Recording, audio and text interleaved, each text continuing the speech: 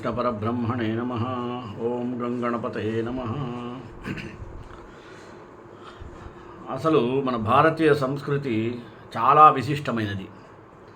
అందులోనూ మన తెలుగు సంస్కృతి అంతకన్నా విశిష్టత సంతరించుకునేటువంటి ఒక సంస్కృతి. తెలుగు సంస్కృతిలో ఓ ప్రత్యేకత ఉంది. మిగతా ఉత్తరాదిన ఉండేటువంటి వాటికి కానీ దక్షిణాదిన ఉండే సంస్కృతుల కన్నా, అంటే ద్రవిడ సంస్కృతులు, ఆర్య సంస్కృతులు, వీటన్నిటికి మించి ఈ తెలుగు సంస్కృతి చాలా గొప్పది. ఆ సంస్కృతిలో ఉండేటువంటి వింతలు, విశేషాలు మనం వివరంగా తెలుసుకున్నట్లయితే ఒక తెలుగువాడిగా మనం గర్వపడవచ్చు. మనం ఎవరైనా అడిగినా మనం చెప్పుకో స్థాయిలో ఉండాలి. మన సంస్కృతి గురించి మనమే తెలుసుకోలేకపోతున్నాము కనుక ఆ ఉద్దేశంతో నేను అన్ని విశేషాలను పోసగుచ్చి తెలుగు సంస్కృతి అనే శీర్షికను మీ ముందుకు వచ్చాను. మొదటగా ప్రార్థన.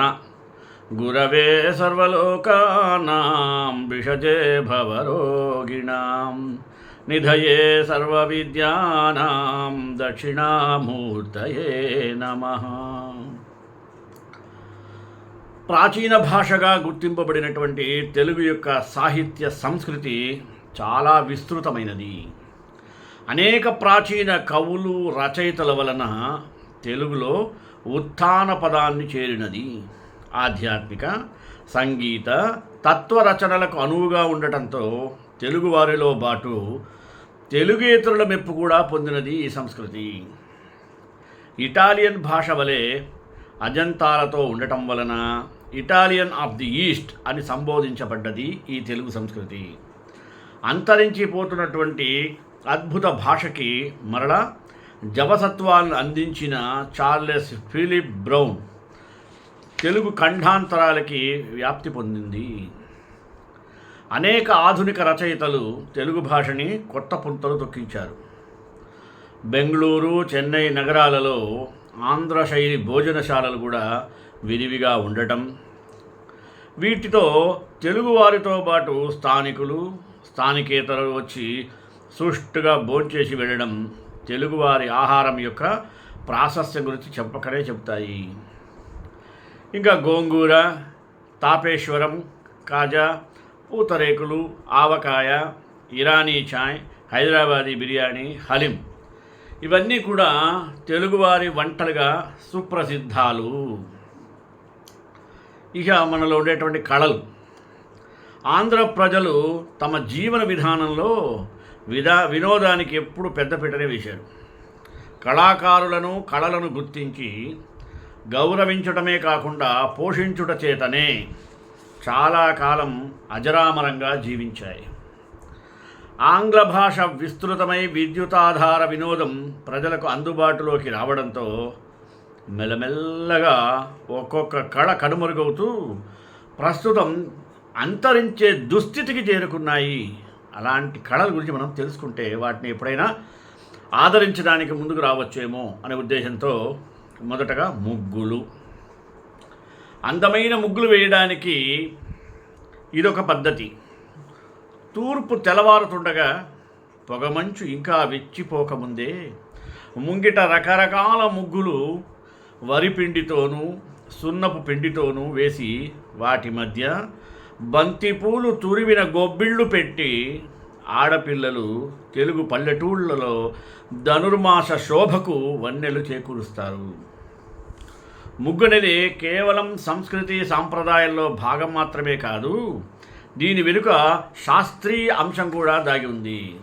అంటే ఇంటి ముందు కళ్ళాపు జల్లి దానిపై ముగ్గు వేస్తే వీటిలోనున్న జీవరసాయనాలు క్రిమికీటకాలని వెలుపల నుండి ఇంటిలోనికి రాకుండా నిరోధిస్తాయి. వివిధ రకాల సూక్ష్మ క్రిముల ద్వారా ప్రబలేటువంటి రోగాలని ఇది నిరోధిస్తాయి. ఇంటిలోగిళ్లకు ముగ్గులు అలంకారం కూడా తెచ్చిపెడతాయి. కాంక్రీటు అడవులు నిర్మించబడుతున్నటువంటి ఆధునిక యుగంలో ఇరుకైన అపార్ట్మెంట్ల సంస్కృతి పెరగడంతో ముగ్గులు నగరాలలో అక్కడక్కడ కనిపించినను కళ్ళాపు మాత్రం దాదాపు కనుమరుగైపోయింది. అటువంటి మన తెలుగు సంస్కృతిలో గొప్ప పండుగ ఏంటంటే ఉగాది. వేప పువ్వు, చెరుకు ముక్కలు, మామిడి ముక్కలు, బెల్లం, చింతపండు, అరటిపండు కలిపినటువంటి ఉగాది పచ్చడి ఎంతో శ్రద్ధతో తయారు చేస్తారు. వ్యక్తి జీవితంలో సుఖ దుఃఖాలకు ప్రతీక అయినటువంటి తీపి చేదుల వేప పువ్వు పచ్చడి ప్రసాదం తీసుకోకుండా ఉగాది నాడు ఏ పనిని తలపెట్టకూడదని ప్రజల యొక్క దృఢమైనటువంటి విశ్వాసం. తరువాత మన యొక్క జానపద నృత్యాలు అన్ని సంస్కృతులకు ఉన్నట్లే తెలుగువారికే ప్రత్యేకమైనటువంటి జానపద కళలు అనేకం ఉన్నాయి. వాటిలో కొమ్ము నృత్యం అనేది మొదటగా చెప్పుకుందాం. కొమ్ము నృత్యం అనేది గోదావరి తీర ప్రాంతాలలో నివసించేటువంటి గిరిజనుల యొక్క సాంప్రదాయ నృత్యం. ఈ నృత్యం ప్రదర్శించే కోయలు వారి భాషలో ఈ నృత్యాన్ని పెరియకోక్ ఆట అని అంటారు. కోయ భాషలో పెరియకోక్ అంటే దున్నపోతు కొమ్ములు అని అర్థం. దున్నపోతు కొమ్ములు ధరించి దున్నులు కుమ్ముకునే రీతిలో నృత్యం చేస్తారు. కాబట్టి ఈ నృత్యం కొమ్ము నృత్యంగా వ్యవహరింపబడుతున్నది. కాబట్టి ఈ నృత్యం సుప్రసిద్ధమైనటువంటి ఒక నృత్యం. వీరు ఉపయోగించే వాద్యం కూడా డోలు కొయ్య. చైత్రమాసంలో భూదేవి పండుగను ఘనంగా చేసుకుంటారు కోయలు. ఆ పండుగ సమయంలో పురుషులు అడవులలోకి వేటకి వెళ్ళడం పరిపాటి. వేట ముగించుకొని విజయవంతంగా ఇంటికి చేరుకున్న సందర్భంగా కోయలు దున్నపోతు కొమ్ములు, నెమలి ఈకల గుత్తిని పొదిగిన బుట్టను తలంకు అలంకరించుకొని రంగురంగుల బట్టలు వేసుకొని ఆయా సంప్రదాయ వాద్యాల్ని వాయిస్తూ చేసేటువంటి నృత్యం ఏదైతే ఉందో అది కొమ్ము నృత్యం. ఇక తప్పెట గుళ్ళు. శ్రీకాకుళం, విజయనగరం, విశాఖపట్నం జిల్లాలలో యాదవ కులానికి చెందిన వారు చేసేటువంటి నృత్యానికి తప్పెట గుళ్ళు అని అంటారు. ఎదురు రొమ్ముపై ధరించిన రేకు తప్పెటలను వాయిస్తూ వీరు ముఖ్యంగా శ్రీకృష్ణ గాథలను గానం చేస్తారు. వీరు ఎదురు రొమ్ముపై తప్పెట గుళ్లను కాళ్లకు, చేతులకు చిరు మువ్వలను ధరించి అందరూ ఒకే పద్ధతిలో కదులుతూ గానం చేస్తూ ఉంటారు. డప్పు పల్లెలలో ప్రధానమైనటువంటిది సాధనం. అది ఏ ఉత్సవానికైనా పల్లెల్లో విశేషంగా ఉపయోగమైనదే ఈ డప్పు వాద్యం. ఉద్వేగాన్ని, ఉత్తేజాన్ని కలిగించే డప్పు వాద్యానికి అనుగుణంగా అడుగులు వేస్తూ చేసే నృత్యమే డప్పు నృత్యం. ముందు మెల్లగా ప్రారంభమవుతుంది. ఈ నృత్యం రాను రాను పద విన్యాసంతో పాటు వాద్యం కూడా ఉధృతమై ఉత్తేజం కలిగిస్తుంది. ఆంధ్రదేశంలోని అన్ని పల్లె ప్రాంతాల్లో డప్పు ఉనికి మనకు కనిపిస్తుంది, ఈనాటికి కూడా వినిపిస్తుంది. ఇంకా ఎవరు వింటారు? జమ్ముకు. పూర్వపు రోజులలో శక్తి గ్రామదేవతల కొలుపులు చేసేటప్పుడు భవనీలు అనబడేవారు. అతి భీభత్సంగా జమ్ముకు అనే వాద్యాన్ని గుండెలు అదిరిపోయేలా మ్రోగించేవారు. కళ్ళు, సారాయి లాంటి మత్తు పదార్థాలని సేవించి కణకణలాడే కళ్ళతో శక్తి ముందు చిందులు తొక్కుతూ గొర్రెలను, మేకలను గావు పెట్టేవారు. గావు పట్టడం అంటే బలి పశువును నోటితో మెడ కొరికి చంపడం అని అర్థం. ఆ పైన నెత్తురు త్రాగి దాని ప్రేగులు ధరించి దొబ్బలు నోట కరచి జముకులను వాయిస్తూ వీధుల వెంట తిరిగేవారు. ఇప్పుడు ఆ సాంప్రదాయం కనుమరుగైపోయింది. కాలక్రమేణా ఈ వాద్యం ఆధారంగా కాటం రాజు మొదలైనటువంటి కథాగీతికల్ని ఆలపించడం, ఆ కథలు జమ్ముకొల్ల కథలుగా ప్రసిద్ధి చెందడం జరిగింది. ఇక తరువాత శరభ నృత్యం.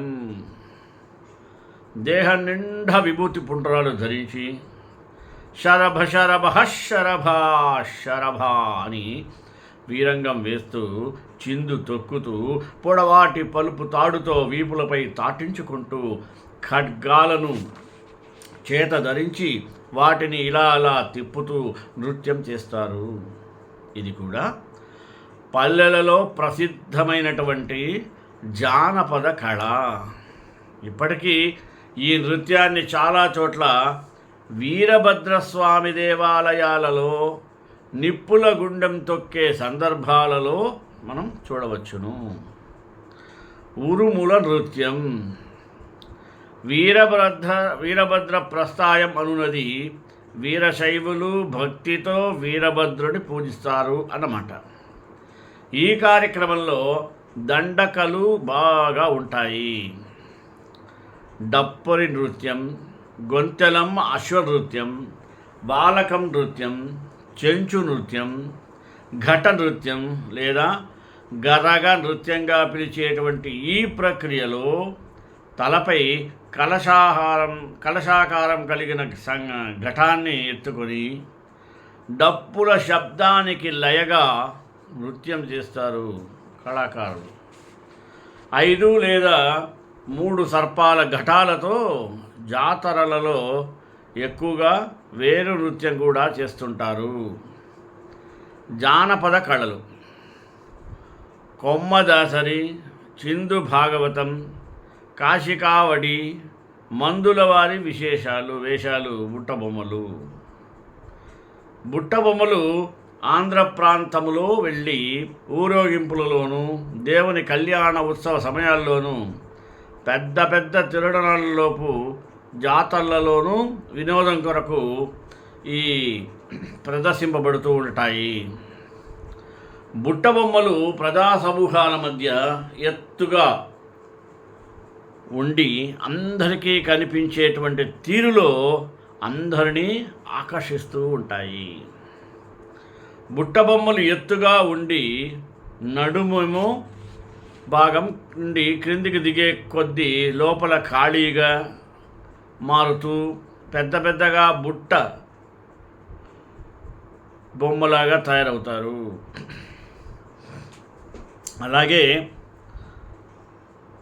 బొమ్మల పైభాగమంతా బొమ్మ ఆకారంగా ఉండి లోపలికి భాగం డొల్లగా ఉండి బొమ్మ యొక్క కళ్ళ భాగంలోనూ ఆ తలను దూర్చి నృత్యం చేసే కేవలం బుట్ట బొమ్మలు ఎవరితోనూ మాట్లాడవు. ప్రజల మధ్య తిరుగుతూ వినోదం పరుస్తాయి. బుట్ట బొమ్మలతో పలు రకాలు కలవు. మోడీ ప్రదర్శన, గారడీ ప్రదర్శన, జత్తుల గారడీ ఆచారాలు భారతీయుల మత సాంప్రదాయాలలో కొన్ని తెలుగు నాటకాలు కూడా ఆచరించబడుతున్నాయి నాటి నుండి నేటి వరకు కూడా. ఇక బొమ్మల కొలువు.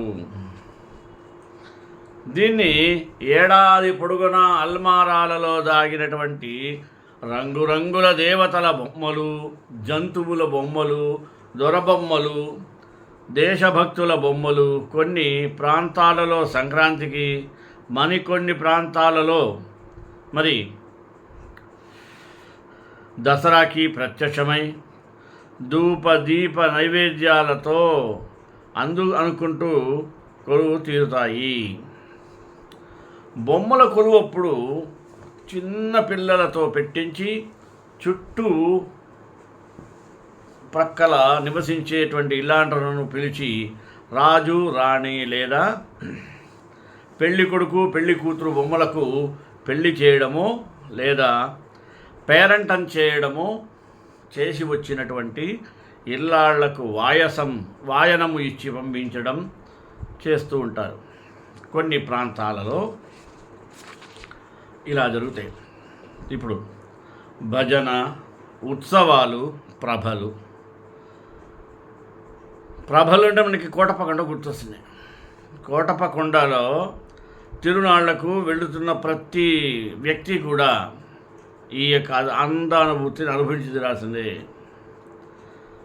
ప్రభ అనున్నది దేవుని ఊరేగింపునకు పల్లకి లేని చోట్ల ఉపయోగించేటువంటి ఓ అరపలంపర ఉంటుంది.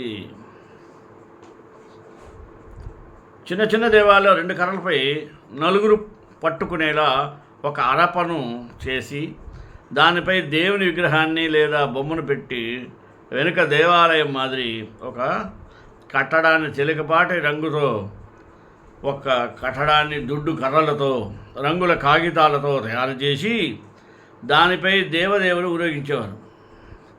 అది రాను రాను అంతటా వ్యాపించింది. మరొక తెలుగు సంప్రదాయం ప్రభలు. ఎంత ఎత్తు ప్రభ అయితే అంత ఎత్తు గొప్ప కోటపకొండ తిరణాలకి వందలాది రంగురంగుల ప్రభలు శోభని చేకూరుస్తాయి. ఇక్కడ ప్రతి సంవత్సరం ఉత్తమ ప్రభకు మన అందరికీ అందజేస్తున్నారు. గుంటూరు జిల్లా నరసరామపేట తాలూకాలోని కోటప్ప కొండ అంటే ప్రసిద్ధికెక్కిన శివశైవ క్షేత్రం అదే.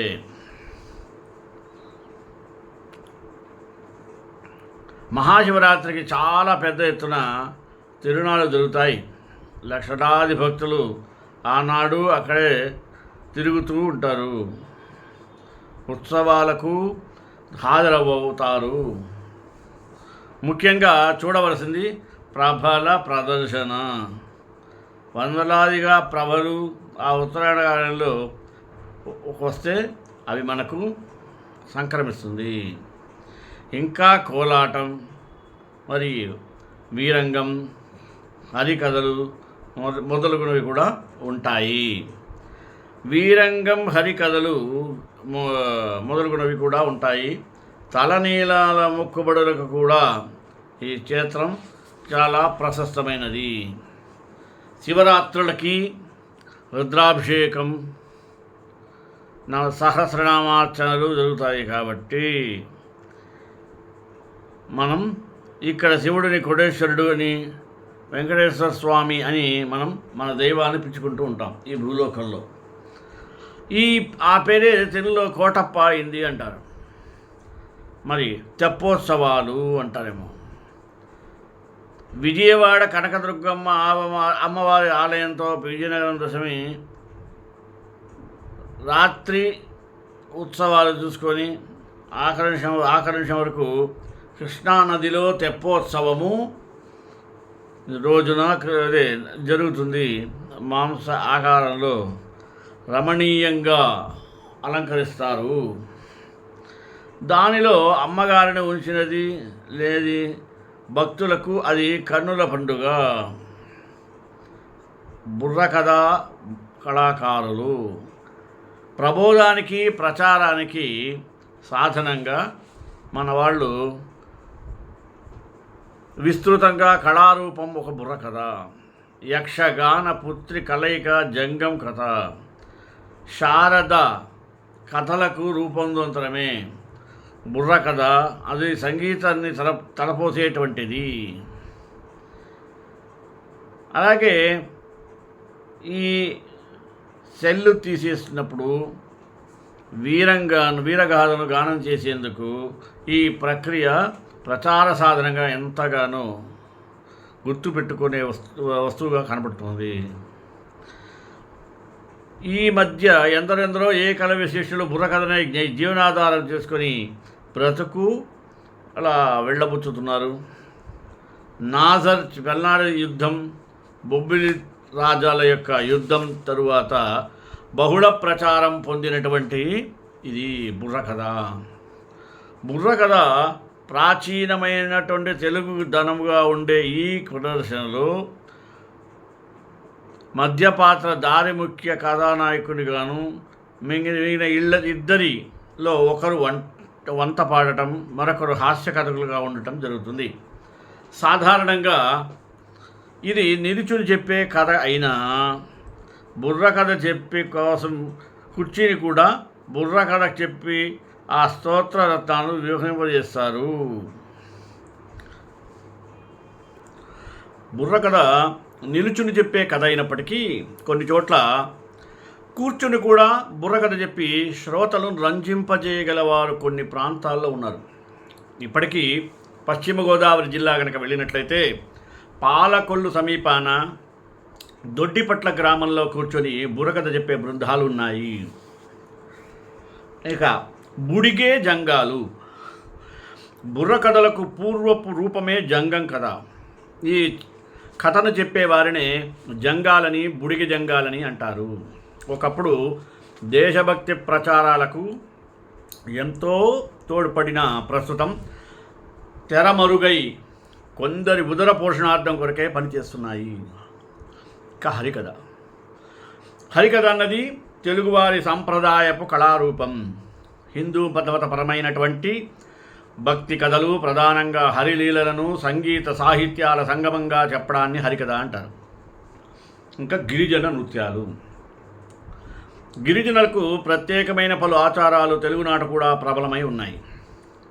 దాన్ని తండాల నృత్యం, లంబాడీల నృత్యం, లంబాడీ స్త్రీల నృత్యం, సుగాలీలు, బంజరాల నృత్యం అని వివిధ పేర్లతో పిలువబడేటువంటి ఇది మన తెలుగునాట ప్రసిద్ధమైనటువంటిది. ఆదిమ జాతి వారు నాగరిక సమాజానికి దగ్గరగా పల్లెలలో, పట్టణాల్లో నివసిస్తున్నా తమ కట్టు, బొట్టు, మాట, పాట, ఆట, ఆచార వ్యవహారాల సంస్కృతిని వందలాది ఏళ్లుగా ఇప్పటికీ నిలుపుకుంటూ వస్తున్నారనే చూడండి. ముఖ్యంగా లంబాడీ మహిళల రంగురంగుల దుస్తులు, రకరకాల ఆభరణాలు చూడముచ్చటగా ఉంటాయి. వీరు తండాలుగా జీవిస్తారు. పెళ్ళిళ్ళలో, జాతరలలో వీరి సాంప్రదాయక సామూహిక నృత్యం నేత్రపర్వంగా ఉంటుంది. ఆదిలాబాద్, రంగారెడ్డి, మహబూబ్ నగర్ ప్రాంతాల్లో వీరి నృత్యాలను చూసే అవకాశం ఉంది. తర్వాత గుసాడి. ఆదిలాబాద్ జిల్లాలో రాజగొండులకు దీపావళి పెద్ద పండుగ. పౌర్ణమి నాడు ప్రారంభించి నరక చతుర్దశి వరకు గోండులు ఆటపాటలతో కాలక్షేపం చేస్తారు. నెమలి పింఛాలతో తయారు చేసి పాగా, కృత్రిమమైనటువంటి గడ్డాలు, మీసాలతో వేషం కట్టి మెడలో గవ్వల హారాలు, తుంగకాయల దండలు, నడుముకు మణికట్టుకు చిరుగంటలు, గజ్జలు కట్టి చుట్టూ తెల్లని రంగు పూసుకొని చేతిలో కర్ర పట్టుకొని గుసాడి నాట్యం చేస్తారు. ఇంకా ధింసా నృత్యం. విశాఖపట్నం ఏజెన్సీ ప్రాంతాల్లో విశేష ఆదరణ పొందినటువంటి జానపద సామూహిక నృత్యాలలో ఈ ధింసా అనేది ఒకటి. ఇది గిరిజనుల సంప్రదాయ నృత్యం. ఆడామగా వయసులోని నిమిత్తం లేకుండా అన్ని కొండ జాతుల వారు ఈ జానపద నాట్య సమ్మేళనంలో పాల్గొంటారు. ఈ నాట్యాన్ని ప్రతి పండగ సందర్భంలోనూ, వివాహాది సందర్భంలోనూ చేస్తుంటారు. వీరి దైనందిన జీవితానికి, ఆచార వ్యవహారాలకి ఈ నాట్యం అద్దం పడుతుంది. ఇంకా యక్షగానం. యక్షగాన పరిణామ చరిత్ర అతి విచిత్రమైనది. రచనలో, ప్రదర్శనలో తరతరాలకు మార్పు చెందుతూ వచ్చింది. మొదట యాత్రాసరాలు, కామాందుల లోగిళ్ళు, తదుపరి పల్లెటూళ్ళు, రచ్చసావిడి, రాచదేవిడీలు యక్షగాన ప్రదర్శనశాలకు అధిష్టానమైనవి. ఇప్పుడు అప్పటికప్పుడు ఏ ఊరి మొగనో, ఏ కోవిల వాకిటనో, ఏ సంపన్న గృహస్థి ఇంటి ముందటో తాటాతూటముగా నిర్మింపబడినటువంటి కమ్మల పందిరి కింద కల్లాపి జల్లిన కటిక నేలయే దాని యొక్క రంగస్థలము. తరువాత గ్రామవాసుల పందాలు, ప్రత్యేకించి ఎడ్ల పందాలు.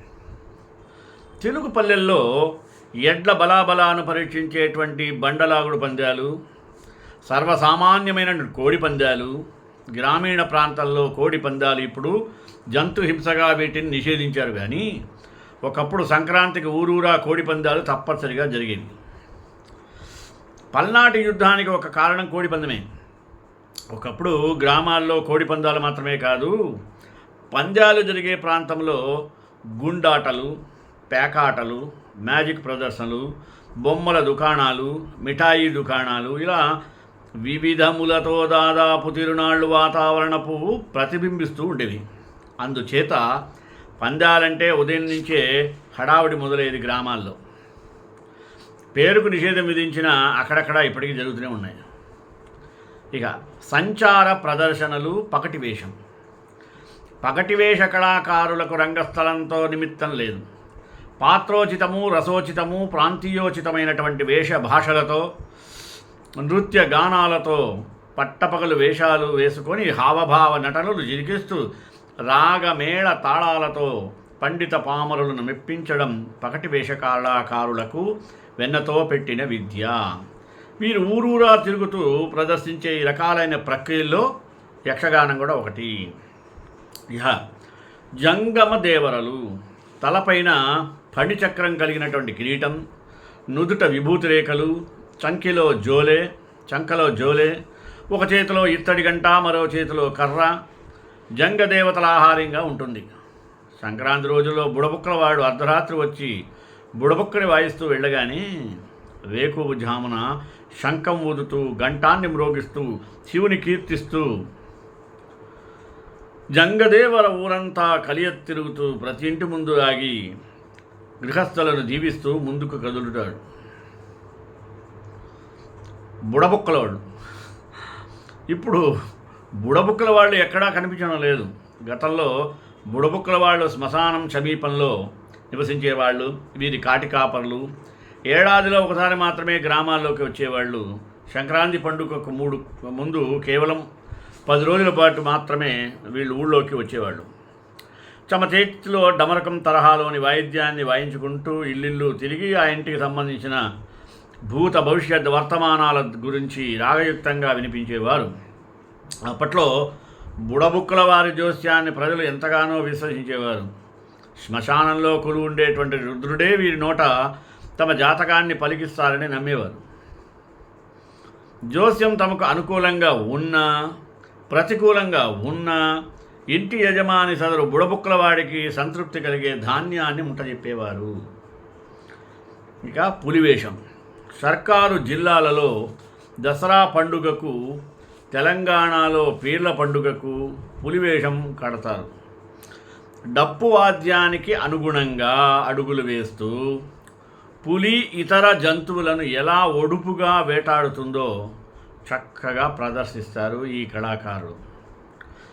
ఈ వేషం వేయడంలో విజయవాడకు చెందిన గర్రె అప్పారావు, విజయనగరానికి చెందిన పైడి గురువు సిద్ధహస్తులు. ఇంకా ఆటపాటలు, చోడిగాడి కలాపం, కోలాటం. కోలాటం అనేది బృందగానంలో కూడిన లలితమైనటువంటి బృంద నృత్యం. దీనిని స్త్రీ పురుష బృందాలు కూడా చేస్తుంటారు. సాధారణంగా ఉత్సవ సందర్భంలో చేస్తుంటారు. తిరుపతి బ్రహ్మోత్సవాల్లో కూడా కోలాట బృందాలు పాల్గొంటూ ఉంటారు. బృందంలోని వారు 2 చేతులు 2 కర్రలు పట్టుకొని పాటకు అనుగుణంగా మరి అడుగులు వేస్తూ కర్రలను ఇలా కలుపుకుంటూ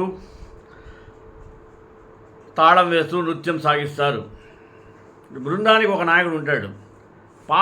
పాటలుగా మాత్రం భక్తి గీతాన్ని ఆలపిస్తుంటాడు. ఒకే విధమైన దుస్తులు వేసుకొని నృత్యం చేస్తే ఇది మరింత సుందరంగా ఉంటుంది. ఇది తెలుగు ప్రజల ప్రత్యేకతలో ఒకటి. పల్లెటూళ్ళలో పిల్లలు తమ నిజమైన బాల్యాన్ని అద్భుతంగా ఆస్వాదిస్తారు. ఈ బాల్య జీవితమే తమ భవిష్యత్తులో ప్రకృతిపై ప్రేమ, కల్మషం లేని మనస్తత్వం వంటి గుణాలకు ఆయుపోస్తుంది. పిల్లల మానసిక వికాసంలోనూ ప్రకృతితో మమేకమవ్వడం, సొంత ఊరిపై ప్రేమ వంటి గుణాలన్నీ కేవలం ఆటల ద్వారా మాత్రమే పిల్లలకు లభిస్తుంది. పసితనంలో బూచి అంటూ అమ్మా నాన్నల పిల్లలతో ఆడుకుంటూ మురిసిపోతారు. ప్రతి పిల్లవాడు ఊరంతా తనదే అన్న భావనతో తన తోటి పిల్లలతో కలిసి ఎక్కడి దొంగలు అక్కడే గాప్చూ అంటూ దాగుడు మూతలు ఆడుకుంటూ అన్నం వేళలు సైతం మరిచిపోయి అమ్మ వచ్చి బువ్వకు పిలిచేదాకా అలుపెరగక ఆడుతూ ఉండేవాడు. అమ్మాయిలేమో పొద్దున్నే మంచినీళ్ళలోకి, వాగులులోకి లేదా చెలమల వద్దకు వెళ్ళి అక్కడే గన్నాలు ఏరుకుని వచ్చి నగన్నాలాట, మామిడి టెంకతో తొక్కుడు బిళ్ళం, గుజ్జన గుళ్ళు వంటి ఆటలతో మైమరిచిపోయేవాళ్ళు. అబ్బాయిలేమో కర్ర బిళ్ళ, క్రికెట్, వంగుడు, దూకుడు వంటి ఆటలాడుతూ పొలాలకు వెళ్ళి అక్కడ చెట్లతో అనుబంధం పెంచుకుంటూ అక్కడ తాటి ముంజలు తింటూ పక్షులతో గడుపుతూ కుటుంబ స్నేహితులతో బంధువులతో సంతోషిస్తూ ఉండేవాళ్ళు. వెన్నెల రాత్రుల్లో చెప్పవలసిన అవసరం ఇంకా లేనే లేదు. బజారులో పిల్లలందరూ కూడా దాక్కునే ఆట, నీడ తొక్కే ఆట వంటివి ఆడుతూనే ఉంటారు. ఇలా మన తెలుగు సంస్కృతి చాలా ప్రశస్తమైనదని తెలియజేస్తూ శ్రీకాంతాయ కళ్యాణ నిదే నిదేదిన శ్రీ వెంకట నివాసాయ శ్రీనివాసాయ మంగళ మంగళాశాస్త్రపదే మదాచార్య పురోగమై సర్వేశ ఉర్వైరాచార్య సత్కృతాయాస్తు మంగళం.